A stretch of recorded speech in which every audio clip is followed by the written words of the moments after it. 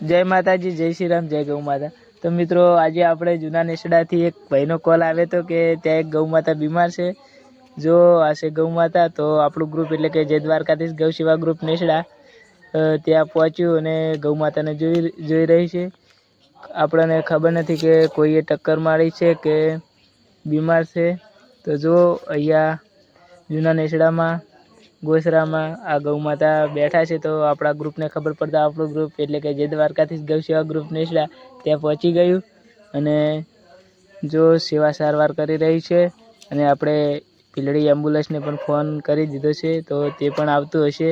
તે હવે એટલે આપણે ગૌ માતાને આગળ સારવાર માટે ડીસા મોકલવાના છે ગૌશાળામાં। જો એમ્બ્યુલન્સ પણ આવી ગઈ છે અને આ ગૌ માતાને આપણે ભરાઈ અને વધુ સારવાર માટે ડીસા ગૌશાળામાં મોકલવાના છે।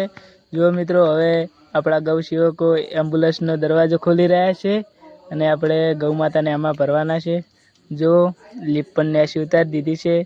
આપણું ગ્રુપ બધા જીવોની સેવા કરે છે। તો તમારી આજુબાજુમાં પણ ક્યાંય અબોલ જીવ બીમાર દેખાય તો તરત આપણા ગ્રુપને કોન્ટેક કરી અને જાણ કરવી, જેથી કરીને તેની સેવા થઈ શકે।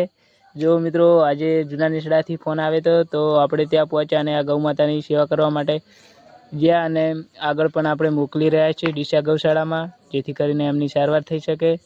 તો મિત્રો આપણા ગ્રુપમાં જો આપણા ગ્રુપ એટલે કે જય દ્વારકાધીશ ગૌ સેવા ગ્રુપમાં ટી શર્ટો પણ છપાઈ દીધી છે અને બધા ગૌ સેવકોને પહેરવા પણ છે।